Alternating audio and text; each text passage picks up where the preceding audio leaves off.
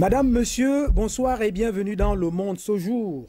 La corruption implique nécessairement la perversion ou le détournement d'un processus et dans cette action-là sont engagés deux acteurs, le corrupteur et le corrompu. Alors tous recherchent des intérêts et des intérêts égoïstes et partisans ou intéressés. L'émergence, c'est sortir d'un endroit immergé, c'est-à-dire sortir de cet endroit immergé pour un seuil beaucoup plus viable.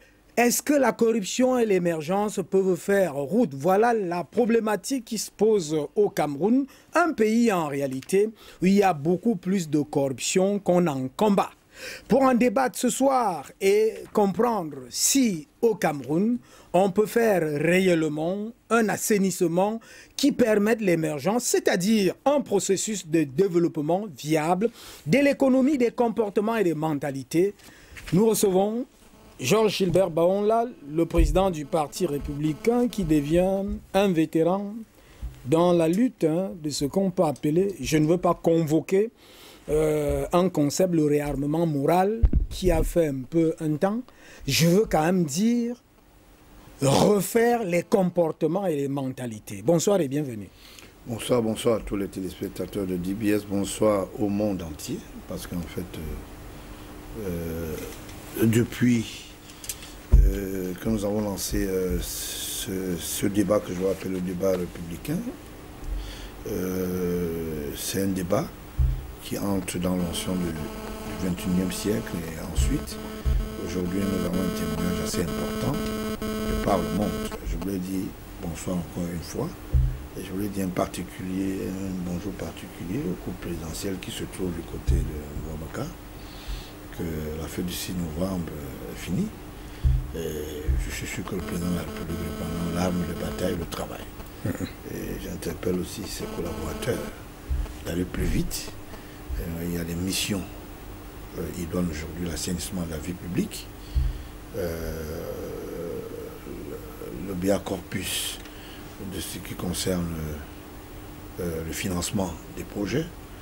Les prochaines élections sûrement qui vont se tenir, ce calendrier devra être respecté en fonction des dons et des amendements qui ont été faits par l'exécutif. J'estime que c'est de bon ton que nous puissions nous préparer pour les prochaines élections.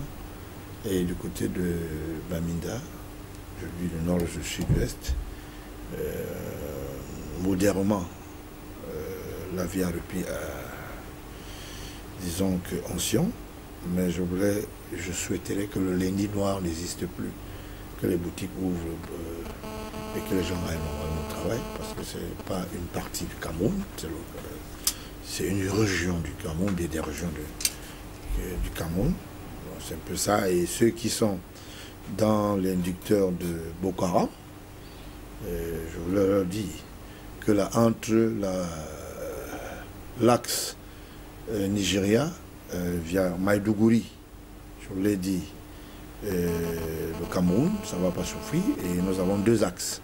Il y a Maïdougouri, et quand vous partez de Maïdougouri, vous arrivez en B, à la vallée de Mbé. Vous êtes en train d'évoquer là la fermeture des frontières. La fermeture des frontières, effectivement. Je voulais leur dire, ça veut dire que Mbé va prendre onction pour la commercialisation. Et je remercie les deux chefs de l'État de Boari.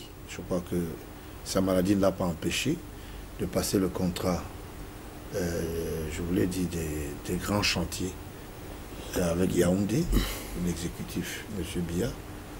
Désormais, nous aurons l'axe Yaoundé, je voulais dire Nigeria, peut-être au Kano, mais non, je dis Nigeria, que les gens sachent que l'économie va reprendre le bec, parce que cet axe est déjà mis en place. Il suffit maintenant qu'il y ait des inducteurs. Et pourquoi ne pas penser au port terrestre sec? Il faut déjà penser au port terrestre sec pour que nous puissions animer l'économie. C'est pour ça que j'encourage les Camerounais à dire le Cameroun peut encore, le Cameroun en vitesse de croiser en ce qui concerne son économie.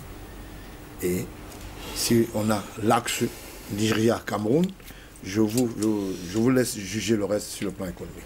Vous parlez avec beaucoup d'enthousiasme et beaucoup, je veux dire, de conviction. Sauf qu'en réalité, lorsqu'on regarde le débat social aujourd'hui au Cameroun, il est presque fracturé. Et cette fracture a deux morceaux. C'est-à-dire, un côté des irrémédiables qui pensent que le régime de son Excellence, le président Paul Biya,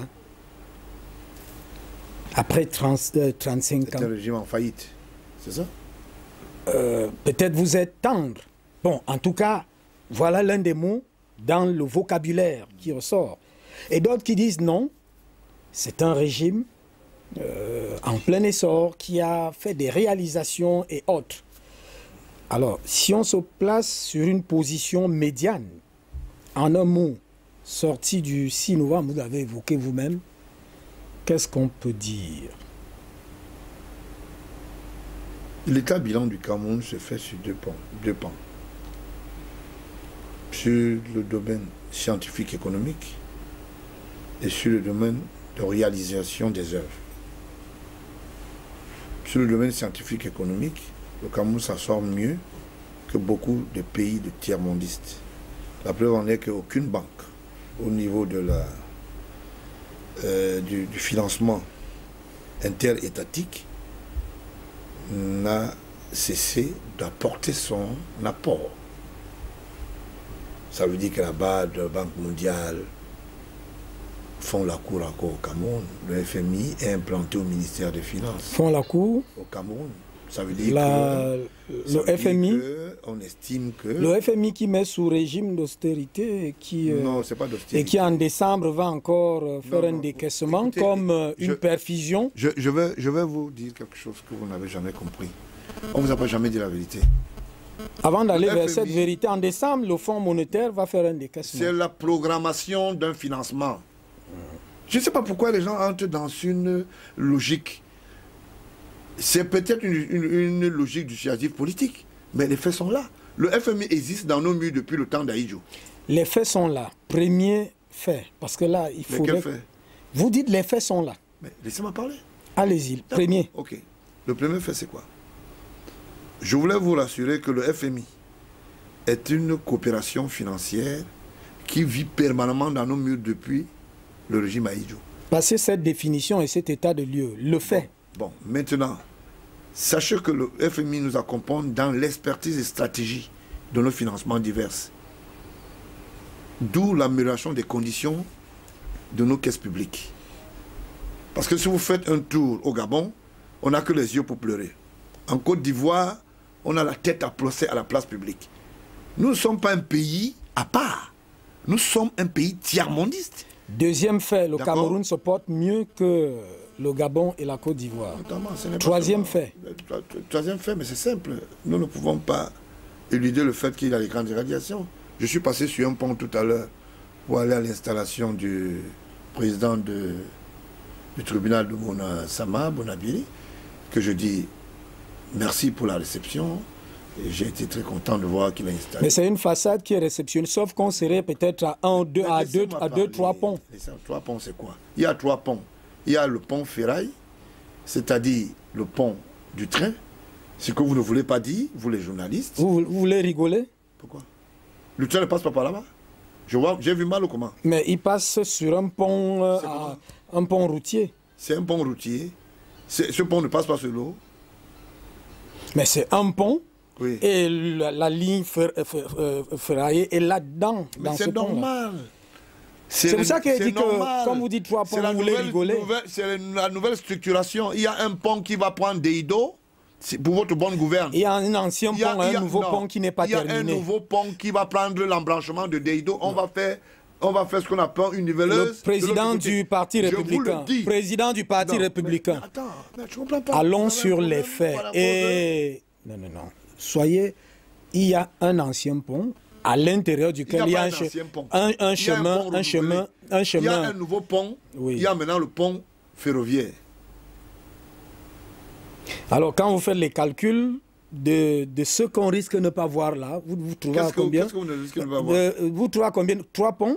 Combien? 4? Nous trouvons, je dis, un pont renouvelé, un nouveau pont, et puis un pont ferroviaire. Le pont ferroviaire, c'est pour la production. Bon, les faits, c'est les réalisations. Mais les réalisations, vous voulez savoir comment ça se passe? En fait, j'ai oublié les grandes réalisations. Ok, très bien.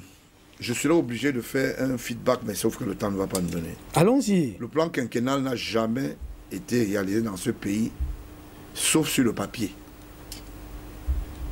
Paul Biya n'a hérité que du papier du plan quinquennal. Vous êtes sérieux dans ce que vous dites? Donnez-moi les œuvres. Paul Biya a trouvé... les comices agro-pastoraux se réalisaient de manière successive. Le plan quinquennal de son prédécesseur n'a jamais été une réalisation effective. Donnez-moi une seule route qui a été bâtie sur Ario, à part la route Garoua. Et celles qui sont là, existent des grandes réalisations? Nous parlons des choses sérieuses. Non, mais je demande les routes qui sont route. là. Ici en ville, je prends le sud. Je reviens dans le grand littoral. Je vais dans le sud-ouest et le nord-ouest. Quand je fais des envols lyriques dans ce qu'on appelle l'Est, j'oublie. Bon, vous voulez donc dire... Donnez-moi le nom. Il y a une seule qui a existé. Je vous relance. Je vous relance. Mais pourquoi vous ne voulez pas étudier? Je vous relance. Laissez-moi parler. Je vous relance tout simplement. Vous allez parler. Voilà. Vous trouvez donc qu'il y a assez de routes avec des routes qui se fractionnent à tout moment? Il y en a assez, c'est ça? Vous trouvez qu'il n'y en a pas assez? C'est un problème d'entretien? Vous répondez. Il y en a, mais ce n'est pas entretenu.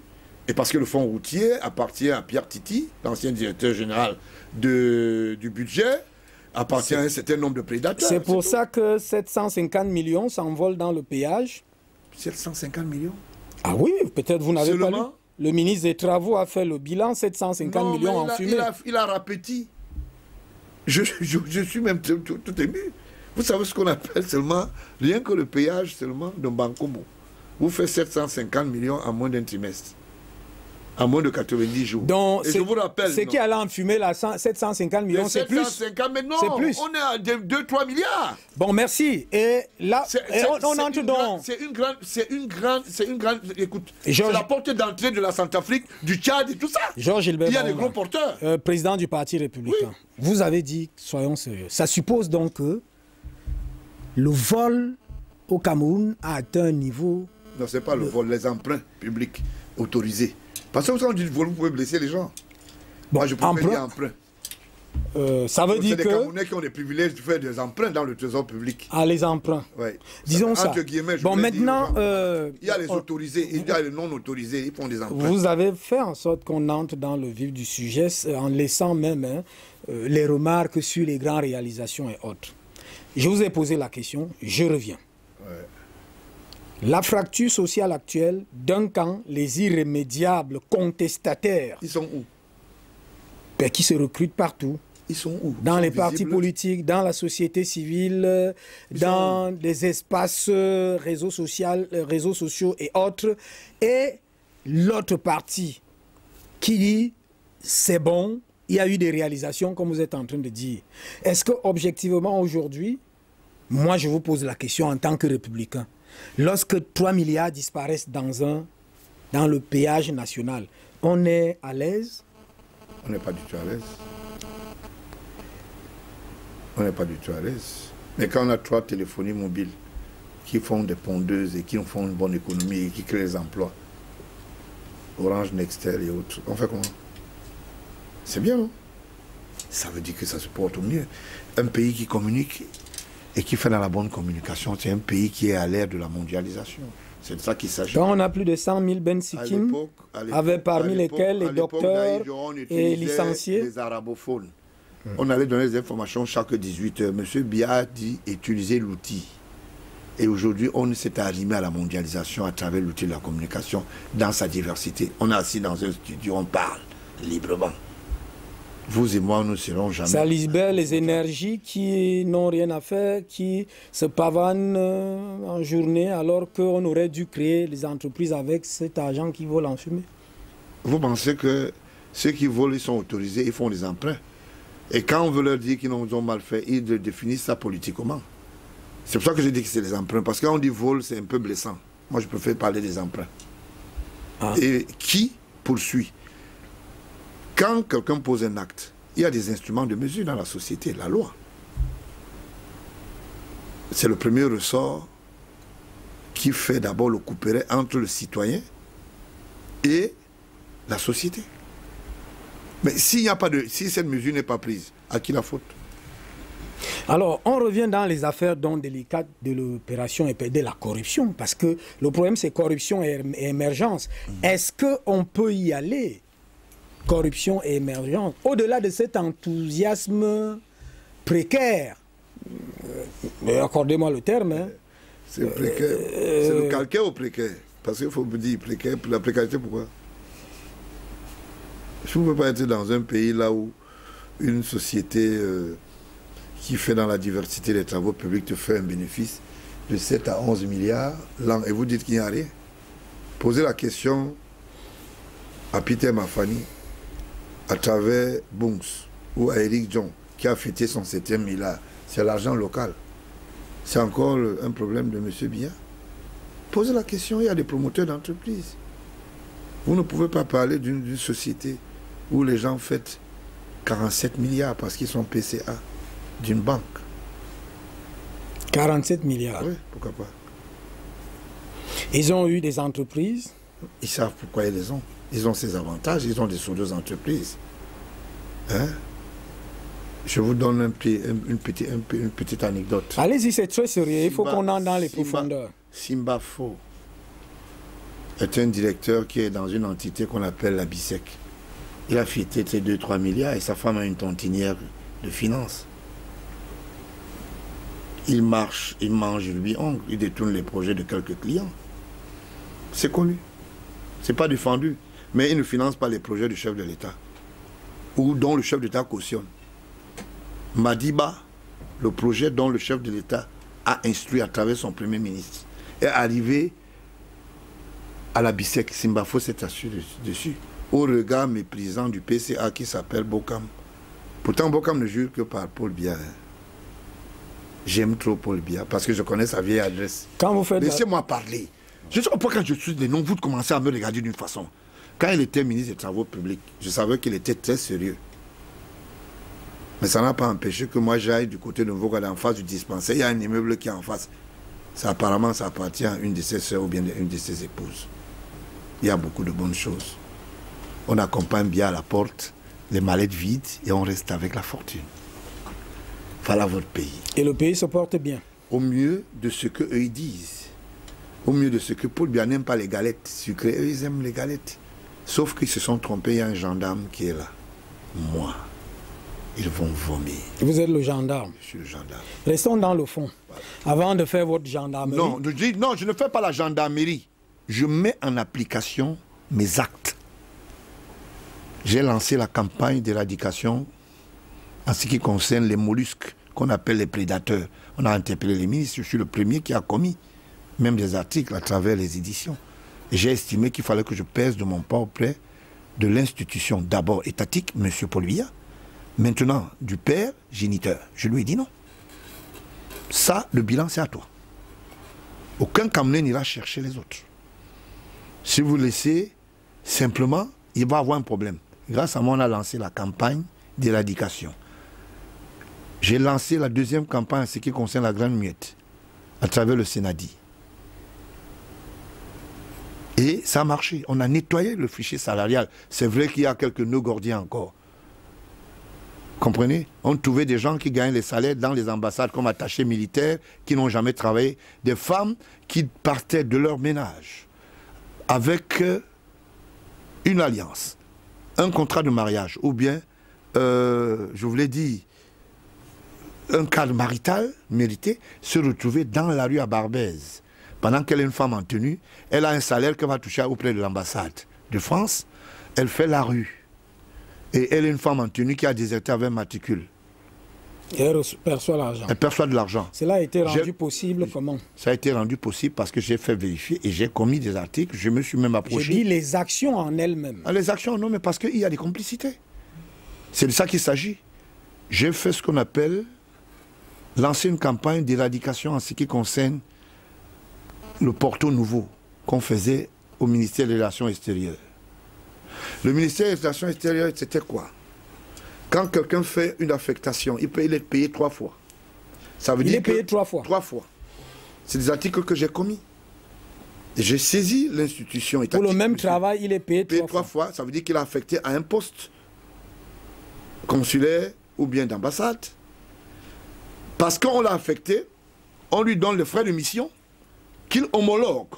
Il les touche et il définissait ça à la porte 5 avec le couloir de tout ce qui se passait à la direction du budget, avec les Pierre Titi et autres.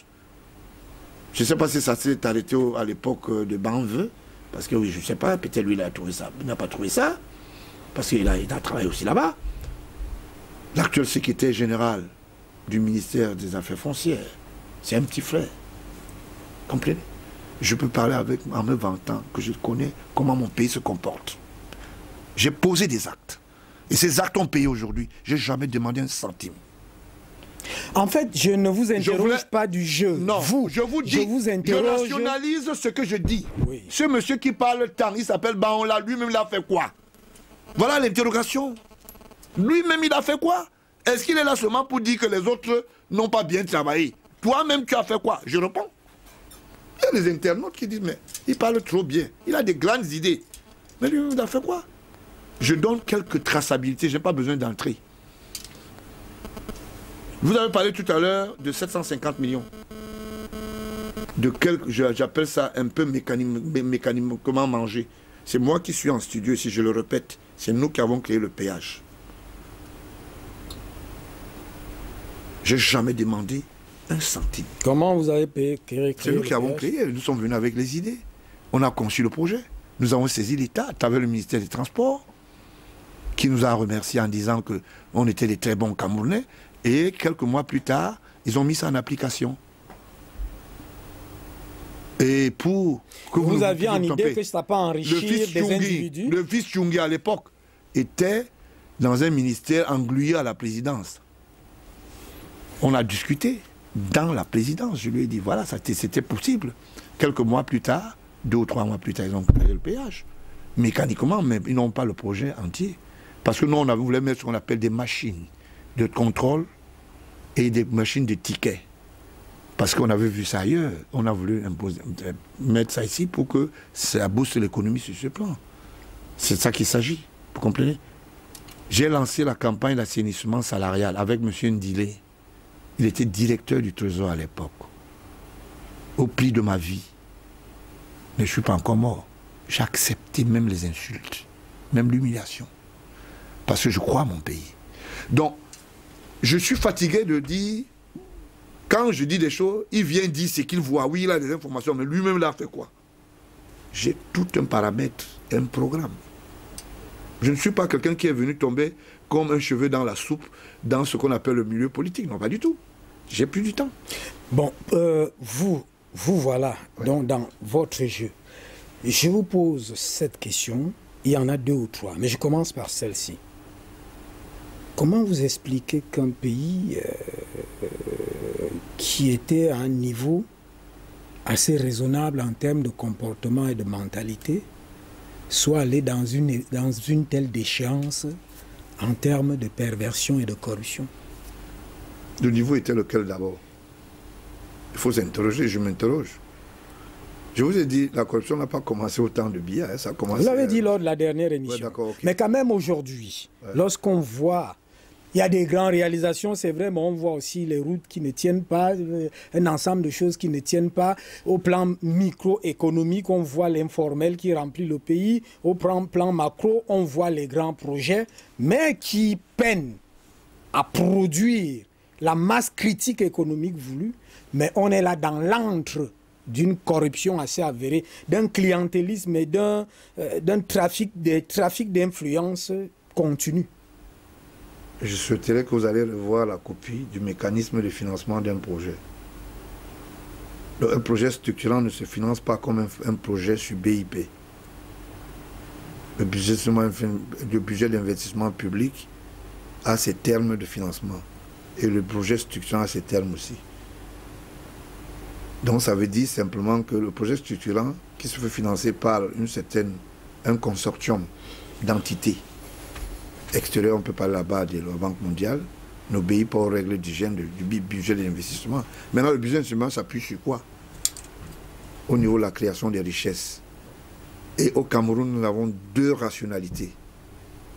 L'emprunt qu'on fait au niveau du port maritime, ça veut dire que c'est l'une des débouchés. Maintenant, il y a ce qu'on appelle l'emprunt sur le pétrole, parce que nous ne faisons pas le pétrole fini, nous faisons ce qu'on appelle le pétrole dans le système de recyclage de consommation. Nous avons le brut, d'accord? Nous le produisons en somme à rien du tout. Nous l'avons sur le plan agriculture à rien du tout.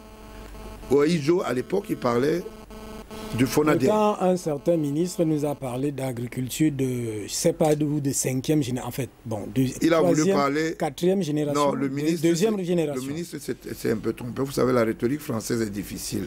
Il voulait parler du mécanisme d'industrialisation de l'agricole. Ça veut dire quoi? On va partir du système mécanique au système industriel. Ça veut dire on va acheter des grosses machines. C'est ce projet qui a été lancé à Ebolova. Certains sont dans les herbes à Ebolova. Non, ce projet, l'un de ces projets... Certains sont dans les herbes à Ebolova. Non, je vous l'ai dit, ce n'est pas les herbes. Le système d'Ebolova, c'était le système de montage des petites drones mécaniques d'agriculture. Vous avez dit la vérité, non? Mais je le dis. Vous avez constaté les faits, non? J'ai constaté quoi? Les tracteurs sont logés dans les herbes. C'est moi qui avais dénoncé cette histoire. Je connais même l'entrepreneur qui n'avait pas été payé normalement. Et c'était à l'époque de Moutazé et tout. J'ai dénoncé cela en disant c'était l'un des projets dont le président de la République, après l'agro-pastoral de Bolova, avait estimé qu'il fallait qu'on mette un point d'honneur dessus. Mais ça n'a pas eu un point d'honneur parce qu'ici, à Douala, c'est venu rester ici. Les gens ont dit l'État doit payer et non être exempt de l'imposition fiscale. Parce qu'on estimait que le fournisseur qui avait fourni les engins devrait payer des pots de vin. Voilà le premier obstacle qu'il y avait eu. Ah, pot de vin toujours. J'ai dit l'antre de la corruption. C'est pour cela que je dis. On estimait que c'est comme il a gagné le marché auprès de l'État, et sous l'onction, il devait payer les pots de vin. Il fallait payer de vin, alors que c'est l'État. Et qui estimait? Attends, j'en viens. Quand même bien ces engins sont entrés, quelques engins sont entrés, Amadou Ali, qui n'est pas agriculteur, beaucoup de gens se sont partagés quelques engins. Pour faire quoi avec? Ben, ils aiment les jouets. Vous savez, quand vous sortez, ils aiment les jouets. Vous voyez un engin qui est enchaîné, ça vous fait du bien. Vous avez un grand enfant comme Amadou Ali, il aime bien jouer avec les bibelots. Vous comprenez, non? Et il n'est pas le seul. Il y a d'autres ministres qui ont bien voulu. D'autres même se sont amusés. Non, je suis de l'Ouest, je suis de l'Est, il me faut une machine. On attache avec une chaîne, avec un cadenas. Quand il vient le matin, il dit, nettoyez un peu. Voilà, il démarre un peu, ça lui fait du bien. Vous n'avez pas encore vu des gens comme ça, ils sont dans le système. Mais Georges Gilbert Baon, vous êtes aussi souvent objectif. Dans la forêt, là, les tracteurs avaient un impact. Ce n'est pas dans la forêt, c'est dans le hangar aujourd'hui. J'ai dit qu'ils devaient travailler dans la forêt. Non, non, non. Il y a une mise en place. Il y a ce qu'on appelle d'abord un travail de grand enclume. Et puis maintenant, il faut aller à ce qu'on appelle faire la rizière de l'agriculture. C'est deux choses différentes. Avec vous, on doit aller au fond des choses. Et vous avez ce charisme-là et, pas la prétention, les éléments nécessaires. Lorsque vous parlez du BIP, vous savez qu'on est en 2017, mais 2015-2016, au moins dans une seule région comme le Nord, au moins 1000 projets n'ont pas été réalisés dans le BIP. Et je vous ai montré des images ici l'autre jour où un projet de 2 milliards de francs CFA de petites et moyennes entreprises est devenu un hangar de chèvres. C'était dans quelle région? Nous sommes à l'ouest, là. D'accord. Alors, vous voulez dire que si Amana Daba, à son époque, n'avait pas construit les écoles, elle a lancé une campagne et les 90 milliards que le financement a fait à travers notre BIAC normal, et Chief Enoni les a emportés dans dans un package du côté de Limbé et que Gladys nous dit là où son mari a caché l'argent. Donc l'argent du BIP, les projets du BIP sont englués dans la magouille et dans la corruption et dans les dépôts et servent aux défaitistes. Je voulais un peu faire l'empreinte, disons, emprunter ton langage pour dire, en réalité, on a un seul problème. C'est que les acteurs ou les auteurs sont connus. Mais il y a un problème. Vous pensez qu'ils sont connus? Oui, il y a un problème de l'élitisme. Vous pensez qu'ils sont connus? Il y a un problème de l'élitisme, pas l'élite politique, l'élitisme politique. Ça veut dire qu'on crée des gens qui n'ont aucune logique. Ah, on crée des gens? Oui, des personnes. Qui les crée? Le système collégial, social. Il n'y a pas seulement le système politique. Quand vous dites que tel peut faire ceci dans votre comté, vous estimez que quand son BQ va être remonté du côté de la DGRE, il va falloir que le chef puisse dire oui, c'est bien, il a le profil de compétence. C'est donc un système qui n'est pas bon. C'est notre système qui n'est pas bon. Un système, c'est comme ni on vient pas. Nous sommes dans le système. Et il faut balayer dans le système.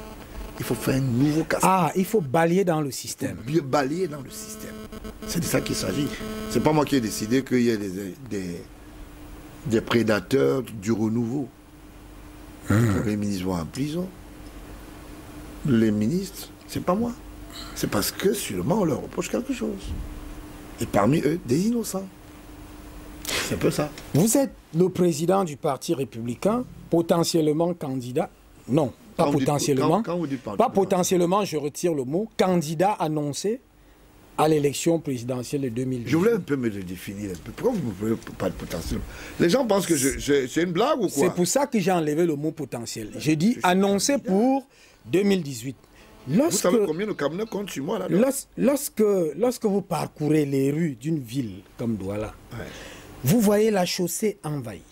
Vous voyez les trottoirs envahis. Par quoi? Vous voyez le commerce qui s'installe partout. C'est pourquoi? Vous dites...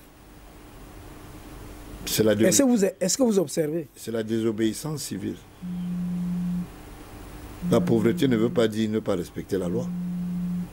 L'orthodoxie d'une société s'organise. Et chacun à son niveau. Qui doit organiser cela? La société est organisée déjà de par les lois, de par la moralisation des citoyens. Et lorsque ça devient un capharnaüm qui peut venir comme Jésus fouetter et dégager les vendeurs qui s'installent partout, même dans le Saint des Saints, au temple.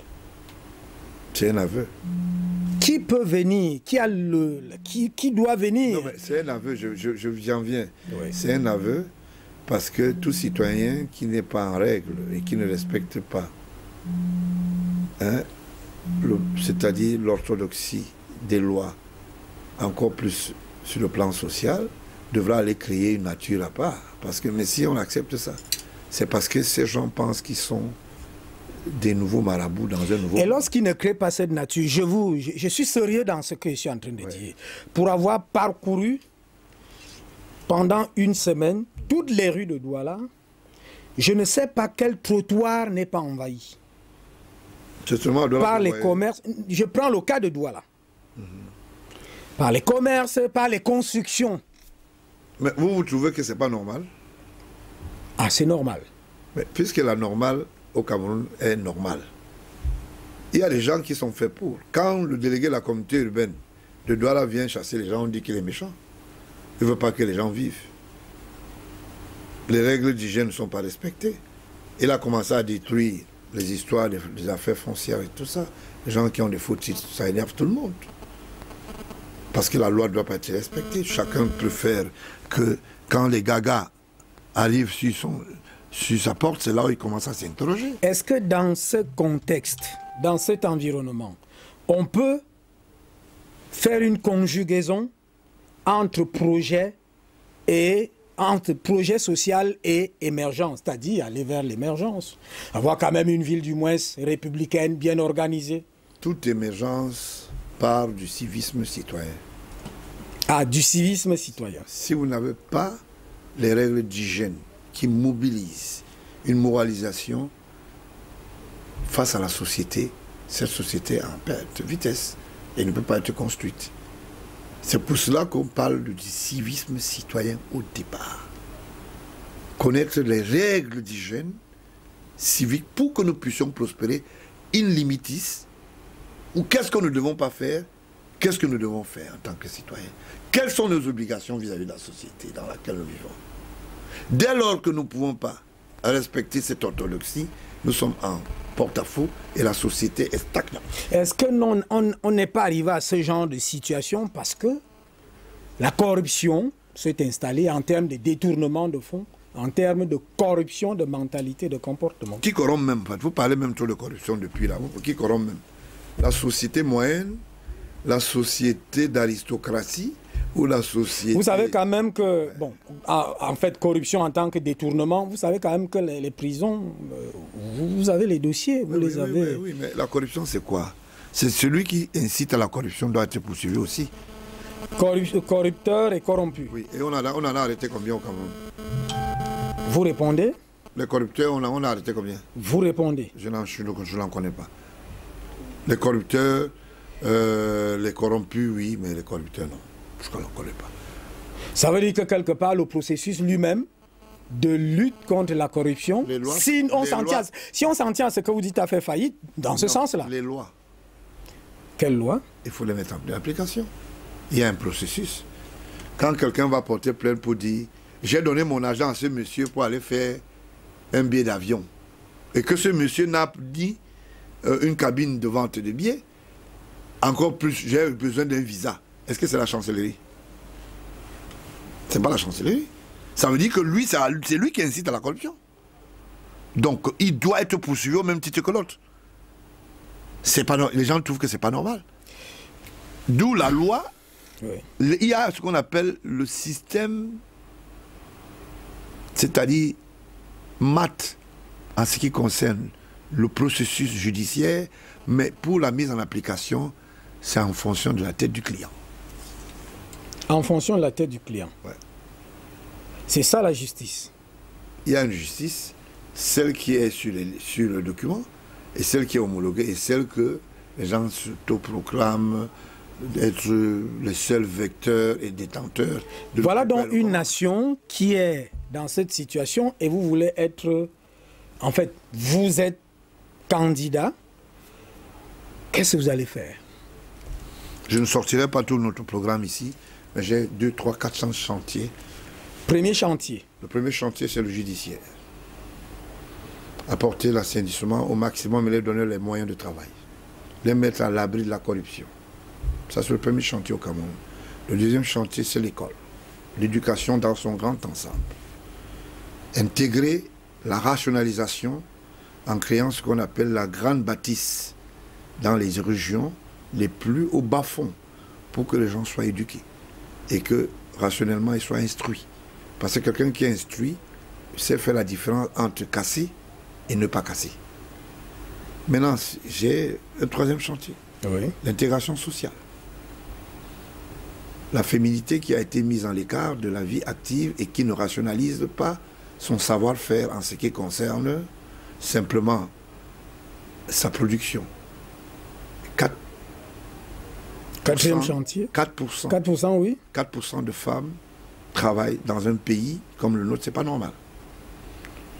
Il y a une nouvelle industrie qu'on a créée, la manipulation et le sexe. Il faut élever le niveau éducatif des femmes, les insérer dans le domaine de la compétence, dans le domaine de la création des richesses. Ça, c'est le troisième volet. Vous venez d'évoquer là un problème relatif aux mœurs. Vous n'oubliez pas que vous avez le quatrième chantier que vous allez nous présenter. Ouais. Alors, dans un pays où la promotion du sexe est faite de manière chantée, de manière louangée.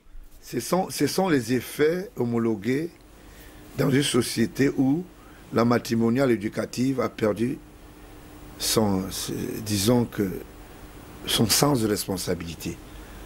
Comment vous pouvez expliquer qu'une fille de 11 ans est poussée par sa maman de lui apporter les premières mangues douces, même quand elle va à l'école?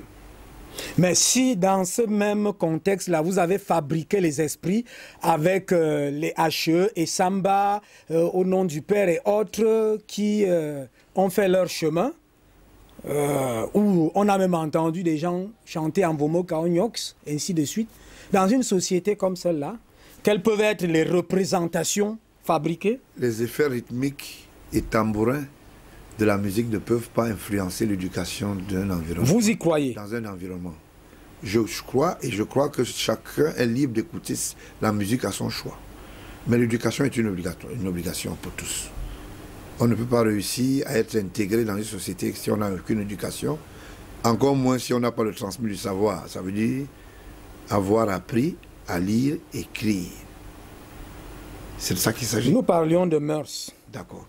Maintenant, les mœurs se plantent comme nouveau décor de production parce que il y a un va-t-en-guerre.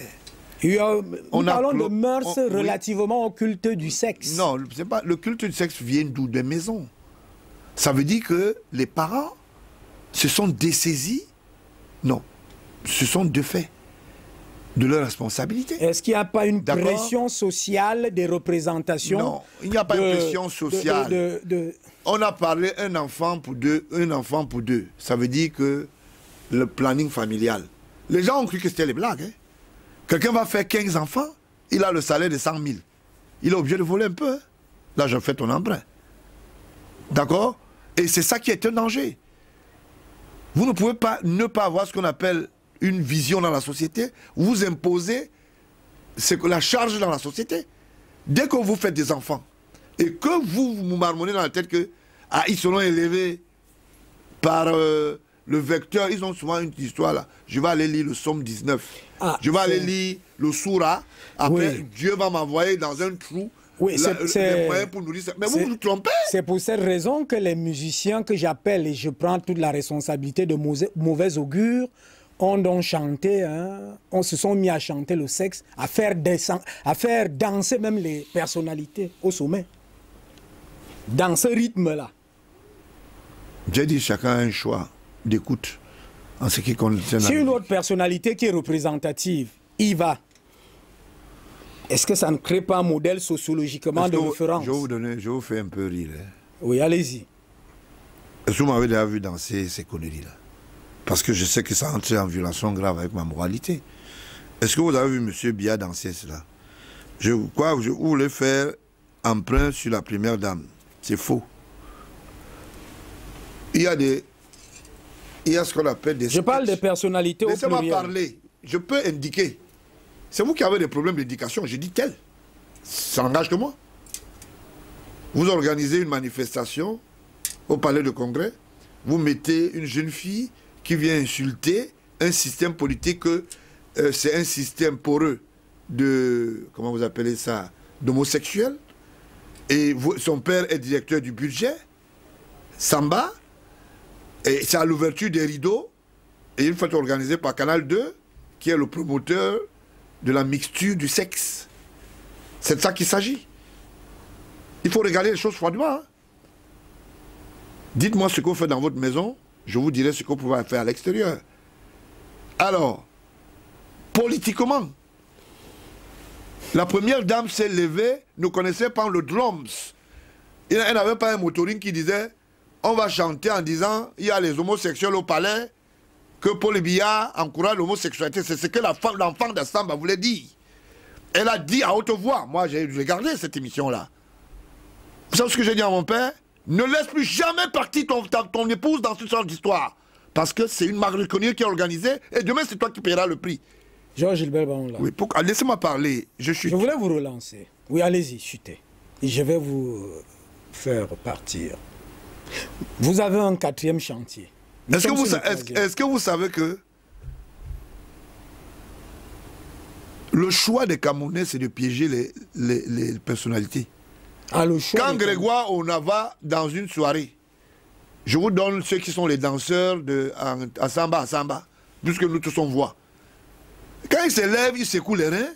Non, vous dites à Samba, Samba c'est quand même bien. Il faut dire HE et autres. Oui, d'accord. Tous au sommet de l'impudicité. Vous savez pourquoi est-ce qu'ils arrivent à ce niveau? Oui. Parce qu'il y a un manque d'éducation. Ah, les personnalités arrivent à ce niveau. Je vous dis pourquoi. Est-ce que ça n'a pas un vecteur corruptif? Je vous ai dit, moi, Baonla, oui. M. Biya ne peut pas le faire. Mais à témoin, regardez ce qui se passe en face. Cela a homologué des comportements qui prêtent oreille à la société. Quand vous voyez Joseph Ona se lever, danser à Samba à l'époque, il allait danser en Congo. Tout le monde a plusieurs. Le ministre vient souvent danser avec nous. Est-ce que ça est-ce que... non, je vous relance. Ouais. Excusez que je vous relance. Ouais. Sociologiquement, ça fait un modèle de référence. On veut se rapprocher... Un chef d'État qui danse. À Joseph Ona. Qui danse. On veut se rapprocher à tel qui danse et Samba à cheval, donc c'est les modèles. Une personnalité qui danse, je peux mettre ça dans ce cadre, et qui homologue la culture en respectant les règles d'hygiène, c'est bien. Mais si c'est quelqu'un qui va venir faire la danse du sexe, en disant porter les strings, monter sur les machins, ça me plaît, il n'a qu'à aller faire ça chez lui. Quatrième chantier, vous concédez quand même avec moi que ça pourrit les mentalités, les comportements. Quatrième chantier. Je ne concède rien. Chacun a une responsabilité individuelle. Et cette responsabilité ne devra jamais être collective. Si tu écoutes, si tu regardes les films porno chez toi, le voisin n'est pas obligé de les regarder. D'accord? Si vous mettez mais c'est dans la son publique. Si évoluons au quatrième chantier. Mais si vous mettez, vous avez parlé de l'inceste. Il y a des parents incestueux qui dorment avec leurs enfants. Ils estiment. Alors quand ça se fait comme ça, les parents doivent fermer toutes les portes, les fenêtres et tout, et rester en vase clos. Alors que les responsables de la société cultivent cela. Voilà ce que je dis. Si vous trouvez que c'est une porte idoine pour que vous voulez avoir ce que vous voulez ou bien un poste, dormez avec votre fille, fermez les portes. Et c'est dans cet entre-là qu'on enterre l'argent chaque jour parce que ça cultive l'impudicité. Quatrième chantier. Je ne pense pas que c'est l'impudicité que ça cultive. Ça cultive plutôt le valo. Ça veut dire que les gens font des choses, ils n'ont pas de repères. Mais ils ont besoin d'argent. À ce moment-là, ils prennent dans les caisses. Et c'est pour ça que ça... Vous pensez qu'un ministre peut donner quoi à une femme, à une petite fille qu'il a pris pour aller faire des pornos? Bon, pour vous, rien. Évoluons, mais on sait quand même que les caisses se sont vidées. Quatrième chantier. Combien de femmes se sont enrichies grâce au sexe au Cameroun? Quatrième chantier. Il y en a, vous pouvez me donner un seul nom? Quatrième chantier. Mais donnez-moi le nom. Ah, vous connaissez le système des petites, il n'y a aucun... avec les bâtisses, avec les voitures et autres. Quatrième chantier. La preuve en est que quand ils vont Quatrième en prison, chantier. Quand leurs hommes vont en prison, elles vont avec des baskets et des petits paniers avec quelques bananes et des arachides. L'argent du contribuable, c'est déjà envolé. Quatrième chantier. Mais vous pensez que quoi? Il ne faut pas accuser les gens gratuitement. Moi, je n'ai pas encore vu où ces gens ont laissé plein d'argent à cela. Du moins, vous n'avez pas encore vu. Vous avez peut-être je doute fort que ce soit la seule chose que vous n'ayez pas vue jusqu'ici. Moi, je n'ai pas encore vu. Quatrième chantier. Je n'ai pas encore vu. Ce chantier est moins homologué parce que je ne vois pas le profit. Quatrième chantier. Le quatrième chantier, en fait, il est économique. Ouais. Il faut rationaliser l'intérêt de la recherche. Dans un pays, il faut la recherche scientifique. Il faut encourager la recherche scientifique. De par la recherche scientifique, ça crée des arcanes d'une richesse planétaire. D'où intervient la rationalité d'un carnet d'adresses. Vous savez, quand il n'y a pas... Il faut encourager la recherche scientifique. La recherche scientifique. Parce vous croyez qu'elle est moins... Elle est un vecteur... Non, je dis l'état de lieu. Vous croyez qu'avec ces agrégés et autres qui se recrutent au mètre carré... Où ça? Dans quelle université? Partout au Cameroun, un professeur de ceci, docteur de... La recherche, là, n'est pas faite. Vous parlez des académiciens. Ça n'a rien à voir avec les chercheurs. Évoluons. Encourager la recherche scientifique. Donc... Et quand la recherche scientifique ne se fait pas ressentir, il y a un problème. Et le cas de la recherche scientifique, c'est quoi? Ça part d'un laboratoire, ça entre dans le corps d'un projet, et ça crée le mécanisme de richesse, et ça crée ce qu'on appelle les infraproducteurs. Le cas du chantier naval. Fondindam est un architecte. Il dit, voilà ce que je peux apporter. J'ai fait la recherche dessus. Je médite ceci. Et voilà, il a apporté ces 250 milliards que je demande à M. Biya en tant qu'entité additionnelle, politique et exécutive et président de la République, de libérer Fondindam. De libérer Fondindam et compagnie. Parce que je vous relance. Parce qu'il viendra. Permettez que je vous relance. Oui, parce qu'il viendra. Permettez que je vous relance. Oui. Permettez que de libérer Fondindam et compagnie parce que dans les enquêtes. Permettez que je vous relance. Non, vous ne pouvez pas me dire compagnie. Laissez-moi d'abord dire. Je vous relance, Georges Gilbert Baonla. Ouais, allez-y. J'ai quand même aussi, je vous dis, vous enquêtez, j'enquête là-dessus. Ouais, allez-y. Monsieur Jean Ngouan est aujourd'hui emprisonné à vie, tout simplement parce qu'il a co-signé l'échec avec Fondindam. Mais c'est normal. C'est normal qu'on libère tout le monde. C'est pour ça qu'il est dit compagnie. Si la faute des co-accusés incombe. Est-ce que la responsabilité pénale est individuelle ou collective? La responsabilité dans ce cas, si elle est collective, elle est associative. Pourquoi on la rend collective? Si elle est collective, c'est ceux qui ont pratiqué le droit du marabout. Ah voilà. C'est pour ça qu'en vous relançant, allons dans le 4e chantier. Laissez-moi parler. Oui. Le cas Fondindam est un cas de honte. Et le chef de l'État est très au courant déjà. Que les petits malins qui se sont cachés derrière là, qui se rassurent qu'on va leur remonter les bretelles. Qui ne s'ennuie pas. Et très bientôt. C'est de ça qu'il s'agit. Je plaide cette cause et je plaide d'autres. Qu'on libère Ekandé, l'auditeur intérimaire, liquidateur du Crédit Agricole. Allez demander l'argent à la famille Tchungi et d'autres marabouts qui ont fait des emprunts, ils n'ont pas remboursé. C'est ça qu'il s'agit. Ça veut donc dire que dans le système de la lutte contre la corruption, on a plutôt sacrifié les innocents. Non, c'est un système qui s'est mis en place, où les gens ont pourri le système et ils ont utilisé leur bic, leur poste pour ancrer, pour mettre à mal le système judiciaire. Et le chef de l'État, en tant que premier magistrat aujourd'hui, constatant, estime que on peut réviser même quand c'est la peine de perpétuité. Et j'estime que son conseiller, puriste et juriste, je voulais parler de M. Fouman, va faire le bon travail. Parce que quand on regarde les arlequins qui s'amusent là avec la loi, je ne sais pas si eux-mêmes savent qu'ils sont... Qui se sont amusés avec la loi. Ouais. Qui s'amusent.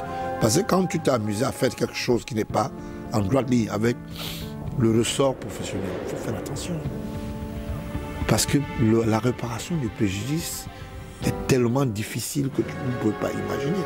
Et ici, dans le cas, il faut que les gens sachent que le cas Fondindam n'est pas discutable. Il faut le remettre en liberté. Fondindam et compagnie. Et compagnie. Maintenant, je dis, en tant que président du Parti républicain, je pèserai de tout mon poids entre la vérité, le judiciaire et l'exécutif pour que ce tort soit réparé. C'est un tort. Ces torts-là. C'est un tort. Je parle... Et il a un double impact. Un tort économique, un tort physique. C'est pas bon. Ce n'est pas un cas école. Ce n'est même pas à mettre dans nos îles. C'est pas bon. Vous comprenez? Pour quelqu'un qui a posé des actes et qui a estimé que je vais aider mon pays. Moi, je suis allé vérifier à la BAD. Je vais encore avoir les plus de 150 milliards là. Je vous en prie, Georges Gilbert Baonla, pour faire justice, ne parlons plus uniquement de Fondindam. Je suis quand même très ancré dans le dossier. Jean-Simon Ngouan est condamné à vie tout simplement parce que il a signé sur instruction de Fondindam. Quand on libère Fondindam, on dit quoi accuser. Si l'acte est désormais, je vous en prie, désormais, parlons de Fondindam et compagnie. Non, je dis, si vous le dites, Fondindam est ce qu'on appelle le mobilisateur premier. Et les autres suivent, ce sont ses collaborateurs. Si on libère Fondindam, il a suite, c'est de ça qu'il s'agit. Maintenant, il ne faut pas que les gens pensent que le cas Fondindam est le cas Enoni. Il ne faut pas que les gens pensent que... C'est compris. Non, il faut qu'on s'entende très bien. C'est compris. Je vous en prie. Donc c'est peu ça. Je vous en prie. Que les gens ne se trompent pas. Ne faites pas de l'acharnement. Voilà. Ne faites pas de l'acharnement. Sur un cas... Sur quoi parce que je dis bien ceci. Peut-être ça vous gêne. Je dis ceci. Ne faites pas de l'acharnement sur un cas et vous évacuez d'autres. Pourquoi? Pourquoi? La justice doit être rendue où les torts ont été commis. C'est ça le principe. Le principe... Ça veut dire quoi? Ça veut dire qu'en principe, dans toutes ces affaires-là, là où il y a eu des irrégularités, j'y arrive, ça doit être réparé. C'est ce que j'estime. Je voudrais que le président du Parti républicain nous le dise ainsi. Dessus, que ça doit être réparé dans la collectivité de tous les cas. Mais je vous dis qu'il y a des cas perceptibles. Nous allons là où revenir, c'est notre chantier. C'est notre chantier. Et ce chantier-là ne devra s'investir de ce qu'on appelle un fouet en fonction des sanctions. C'est de ça qu'il s'agit. Merci, merci. On est vers la fin. On est vers la fin. Non, merci. Mais merci. Merci. J'ai voulu vous dire simplement. Merci. Je voulais vous donner ce scoop. On vous a compris. Je vous donne ce scoop. Simplement. J'ai identifié les casseurs. Quelques casseurs. J'ai retrouvé au moins 17 qui travaillaient au chantier naval à l'époque de Chefordine Dam. Vous comprenez pourquoi ils cassent maintenant? Ils sont au chômage. Nous reviendrons. Ils sont au chômage. Voilà les conséquences nous reviendrons de Amadou Ali et Tchifenouni. On a compris, on a compris. Voilà. Ne faites pas aussi un mauvais avocat parce que vous risquez de montrer un côté qui vous expose comme si vous avez... C'est terminé. Non, vous ne pouvez pas me dire que je dois... Non, vous ne pouvez pas me dire que je ne dois pas défendre. Je vais vous dire quelque chose. C'est une épine qui est sous le pied de Paul Biya. En tant que président de la République. Sur le pied du Cameroun, parce que Paul Biya est investi par le Cameroun. Il est investi par le Cameroun, il est premier magistrat. Voilà, tout à fait. Et ce sont ses pairs qui ont commis ces fautes. Donc il est tenu à revoir la copie. Oui. Voilà, c'est ça qu'il s'agit. Vous me laissez clôturer maintenant l'émission. J'ai fini en disant que j'ai trouvé 17 barbares. C'est bien compris. C'est la deuxième fois que vous le dites. Laissez-moi clôturer maintenant l'émission. Vous n'avez pas cette émission, vous n'avez pas cette information. Maintenant, vous me dites. Je vous dis alors. C'est la troisième fois que vous le dites. Non, je n'ai pas dit ça. J'ai voulu simplement dire que c'est les gens d'hier qui sont dans la rue. Merci, c'est compris. Madame, monsieur, c'est terminé pour aujourd'hui. C'est clair que dans cet océan de la corruption, de la lutte contre la corruption, il y a des cas et des cas sur lesquels nous sommes entrés en profondeur. Ce n'est pas seulement celui de Zacchaeus Fordidam. Il y en a des cas et des cas où la justice n'a pas été régulière. Des innocents croupissent en prison. Corruption et émergence ne sont pas arrivés avec ces coups foirés et coups bas. C'est la grande problématique. Nous allons toujours revenir de temps en temps. Notre rôle, c'est d'éclairer.